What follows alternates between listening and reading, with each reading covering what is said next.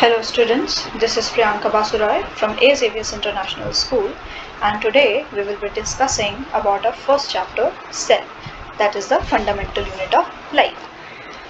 ये मैं शुरू से इसलिए करवा रही हूँ because we had already covered a certain portion in our classes and आपने worksheet भी की थी, you had also written the notes that I had made you and आपने वो read भी किए थे, but this is for more explanation and for the students who did not attend our classes पहले जब school में लग हुई थी. So we will start with cell. Cell is a Latin word for a little room. A cell is the structural and functional unit of life. What this means is that a cell on its own, हमारी body का जो सबसे छोटा part है, that is a cell, and it is completely functional on its own. एक cell के पास ये ability होती है कि वो अपने सारी के सारी एक्टिविटीज को परफॉर्म कर सकता है. So that is why it is the smallest structural and functional unit. Cell biology is the study of cell. हम लोग सेल के स्ट्रक्चर, फंक्शन, उसकी एक्टिविटीज़ कुछ भी अगर स्टडी करते हैं तो वो हमारा सेल बायोलॉजी के अंडर आता है. Now we will be discussing about some scientists जिन्होंने इस फील्ड में, सेल बायोलॉजी के फील्ड में थोड़ा मेजर रोल प्ले किया है. The first one is Robert Hooke. Robert Hooke ने क्या किया था, he observe the first cell.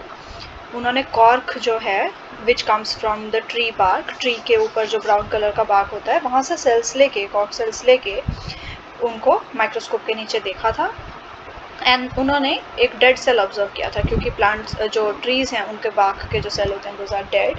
तो he saw honeycomb like structure, डब्बो डब्बो वाला स्ट्रक्चर देखा था. So actually those were the cell walls, अंदर कोई भी कंटेंट नहीं था because those were dead cells. तो वहाँ से उन्होंने इन बॉक्सेस को नाम दिया cell. The second one is Anton van Leeuwenhoek. Leeuwenhoek was the first person जिसने pond water लेकर, जैसे तालाब का पानी का एक ड्रॉप लेकर उसमें एक लिविंग सेल को ऑब्जर्व किया था. And third was Robert Brown.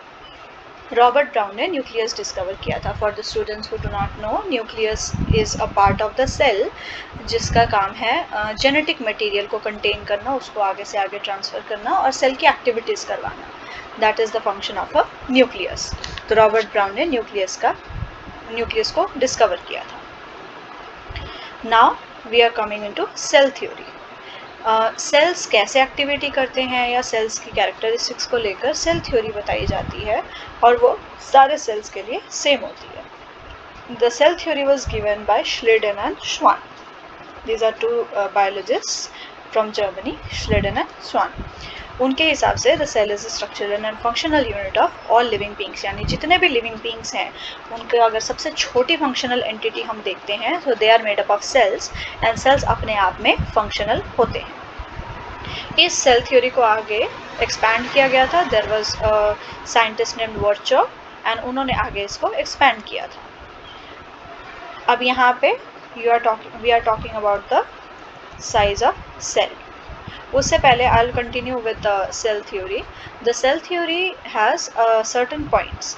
तो सबसे पहला पॉइंट ये होता है कि जो सेल्स हैं these are the smallest structural and functional unit of life, जैसा कि श्लेडन एंड स्वान के से ऑलरेडी कहा गया था when they had given the cell theory. तब उन्होंने ऑलरेडी ये चीज़ मेंशन कर दी थी. The second one is that all living organisms are composed of cells, यानी जितने भी लिविंग ऑर्गेनिजम्स हैं वो सेल्स के बने होते हैं. The third one was that the smallest unit of life is a cell, यानी लाइफ अगर एग्जिस्ट करती है तो सबसे स्मॉल फॉर्म में जब एग्जिस्ट करती है it is a cell. And the fourth one is that all cells arise from pre existing cells, यानी कोई भी सेल कहाँ से आता है, इट डिवाइड्स, मल्टीप्लाइज, है ना. एक सेल एग्जिस्ट करता है और उससे आगे 2 सेल्स बनते हैं, 2 से 4 सेल्स बनते हैं, 4 से 8 बनते हैं and so on. So all cells arise from pre existing sales.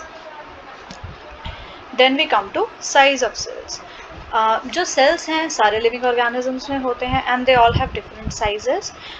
But here we are discussing the largest, longest and the smallest cells. जो सबसे छोटे सेल्स होते हैं those are actually of an organism called PPLO which are pleuronimonia like organisms. The largest cells in animals is ostrich egg. Ostrich egg के जो cells होते हैं those are the largest cells. Plants में it's acetobularia. The longest cell size में animals के case में nerve cells, हमारी body में जो नर्वस सिस्टम के सेल्स होते हैं नर्व सेल्स, तो ज़्यादा लॉन्गेस्ट सेल्स, जबकि प्लांट्स में हेम्प फाइबर के सेल्स होते हैं longest. On the basis of number of cells, organisms are unicellular, multicellular, acellular.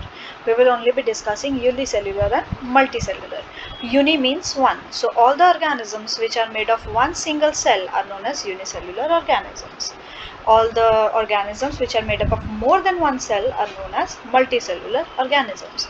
Examples आपको यहाँ पे भी दिए हुए हैं, and the same thing has also been given to you in the notes which were written, that you wrote in your notebook. अभी उसके बाद सेल्स दो टाइप के होते हैं अगर हम डिफरेंशिएशन करें, prokaryotic and eukaryotic. So the carrier word is for nucleus. Pro means old, eu means new.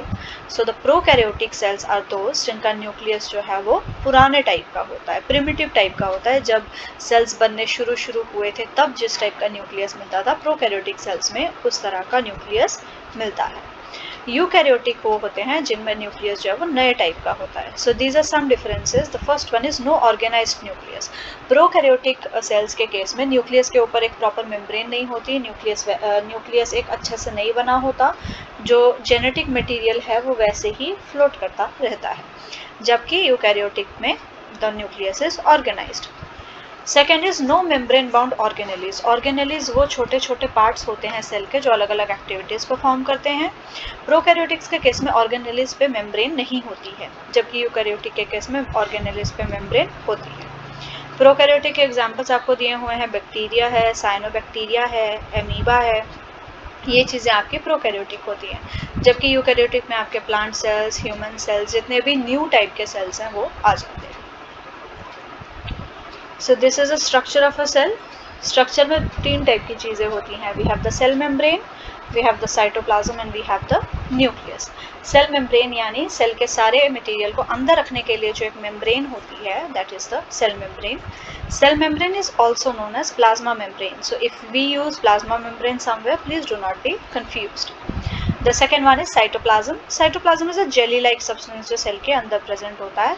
And बहुत सारी जो ऑर्गेनेलिज की हमने पीछे बात की थी, जो अलग अलग एक्टिविटीज़ करती हैं सेल में, वो सारी की सारी organelles are present in the cytoplasm. You have been given the names of some cell organelles and you have also been given the names in your book as well as the notes. The third one is nucleus. Nucleus is also a cell organelle, लेकिन ये बाकियों से अलग इसलिए है क्योंकि यही है जो बाकियों के फंक्शन को मेंटेन करती है, मैनेज करती है. So first we are discussing the cell membrane or the plasma membrane. It's a boundary that separates the living cell from the non-living surroundings. Outer membrane of cell that controls movement in and out of cell. ये सारे cell को cover करता है, अंदर की चीज़ों को अंदर रखता है, बाहर की चीज़ों को बाहर रखता है, एंड मूवमेंट जो हो रही है बाहर से अंदर की उसे रेगुलेट करता है. It's a double layer of phospholipids and proteins. ये दो लेयर्स का बना होता है जिसमें फॉस्फोलिपिड्स एंड प्रोटीन्स दोनों होते हैं. इसका काम सेल को प्रोटेक्ट करना होता है and it is also selectively permeable. Permeate करना मतलब किसी चीज़ के अंदर घुस जाना या बाहर निकल जाना. सिलेक्टिवली परमिएबल मतलब ये रेगुलेट करता है कि कौन सी चीज़ें अंदर आ सकती हैं सेल के और कौन सी चीज़ें सेल से बाहर जा सकती हैं. सो ये इससे क्या मेंटेन करता है? For example, the things which are harmful for the cell should not be allowed to enter inside the cell and the things which are useful for the cell should not randomly go out of the cell. इस type की चीज़ों को maintain करना cell membrane का काम होता है. Then we will be discussing the methods of transport across membranes. जो हमारी प्लाज्मा मेम्ब्रेन है उससे आर से पार जब चीज़ें जाती होती हैं from one side to another, whether it be from inside to outside और आउटसाइड टू इनसाइड, उनके मोड्स ऑफ ट्रांसपोर्टेशन क्या क्या हैं वो we will be discussing. The first one is diffusion. Movement of molecules from an area of high concentration to an area of low concentration. For example, if you take a room and you spray perfume on one side, वो perfume जो है वो सारी जगह spread हो जाता है and you start getting the smell even from the other side of the room. Basically क्या हो रहा है, जहाँ पे आप perfume spread कर रहे हो वहाँ पे आपके perfume के molecules अचानक से बहुत ज़्यादा आ गए from the container that you are spraying. वो मॉलिक्यूल्स आपस में टकराते हैं, दे नीड मोर स्पेस, तो वो कहाँ मूव करने लगते हैं? जहाँ पे वो मॉलिक्यूल्स नहीं हैं, यानी बाकी के रूम की तरफ, और इससे वो सारे रूम में थोड़ी इवनली फैल जाते हैं. So that is why they are moving from an area of high concentration, जहाँ पे वो ज़्यादा अमाउंट में थे, to an area of low concentration. अब ऑस्मोसिस के केस में क्या डिफरेंस है डिफ्यूजन के साथ? There is a membrane involved. अगर कोई डिफ्यूजन की तरह ही मूवमेंट हो रहा है लेकिन the diffusion of water across a selectively permeable membrane. For example, अगर आपने एक कंटेनर लिया एंड आपने बीच में एक मेम्ब्रेन लगा दी, पानी डाला आपने, on one side you added salt to the solution to the water and the other side you did not add anything. अब जिस एरिया में सॉल्ट है वहाँ पे ऑटोमेटिकली पानी का जो कंसेंट्रेशन है इट विल बी लोअर, ठीक है, because we are also adding salt. तो वहाँ पे एक ही जगह है, we are having a lot of molecules, तो वहाँ पे मॉलिक्यूल्स क्या करेंगे, they will try to move towards the place जहाँ पे उन्हें थोड़ी सी स्पेस मिले। The water molecules will try to move towards the side जहाँ पे पानी में कुछ भी नहीं है, because वहाँ पे comparatively area ज़्यादा है। So, but they will be moving through a membrane, जो बीच में हमने एक membrane लगा दी थी उसके through move करेंगे, so that will be osmosis. The diffusion of water specifically across a selectively permeable membrane. उसके बाद osmosis के types हैं hypotonic, hypertonic and isotonic। अगर कोई solution hypotonic है, यानी उसका जो कंसेंट्रेशन है, one solution has a lower concentration of solute than the other, तो पानी उसके अंदर आएगा। हाइपरटॉनिक, अगर एक कंसेंट्रेशन हायर है सॉल्यूशन की तो पानी बाहर की तरफ जाएगा, जहाँ पे ज़्यादा है उससे बाहर जाने की कोशिश करेगा। We were taking the example of the previous water container ना। अब जहाँ पे सॉल्ट नहीं डाला हुआ that is a hypotonic solution, तो पानी उसमें आने की कोशिश करेगा, जबकि जिस साइड हमने सॉल्ट डाला था that is a hypertonic solution, तो पानी वहाँ से बाहर निकलने की कोशिश करेगा। और आइसोटोनिक सोल्यूशन तब होगा अगर दोनों में ही सेम कंसेंट्रेशन ऑफ सोल्यूट हो, तो पानी जो है वो इधर से उधर नहीं जा रहा, बिकॉज कोई भी एक जगह की कंसेंट्रेशन दूसरे से ज़्यादा या कम नहीं है, it's equal. Then we have cell wall. Cell wall is a wall, it's a thick structure जो सेल्स, प्लांट सेल्स, फंगस वगैरह के बाहर प्रेजेंट होता है। ये सेल को स्ट्रॉन्ग बनाता है, it supports the cell, and ये प्लाज्मा मेम्ब्रेन के बाहर होता है। All the cells have a plasma membrane और अ सेल मेम्ब्रेन, लेकिन जो सेल वॉल है वो सारे के सारे सेल्स में नहीं होती है। Then we have the nucleus, it is the control center of the cell, it is double membrane bound, इसमें chromosomes and nucleus होता है। और जो न्यूक्लियर मेम्ब्रेन है, जो न्यूक्लियस के बाहर वाली लेयर है जो न्यूक्लियस के सामान को अंदर रखती है, that is known as the nuclear membrane. Then we have the DNA which is present inside the nucleus. We have the nucleolus which is also present inside the nucleus. We have cytoplasm, this is the viscous fluid or the jelly like substance which contains the organelles. इसमें अलग अलग filaments and fibers होते हैं जो चीज़ों को connect करते हैं, fluids होते हैं, organelles होते हैं, storage substances होते हैं। For example, cell कोई भी खाना या पानी ले रहा है तो उसको store करने के लिए भी कुछ substances होते हैं which are present in the cytoplasm.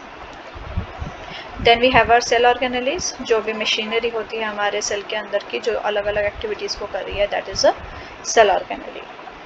You are given the names of the cell organelles. We have endoplasmic reticulum.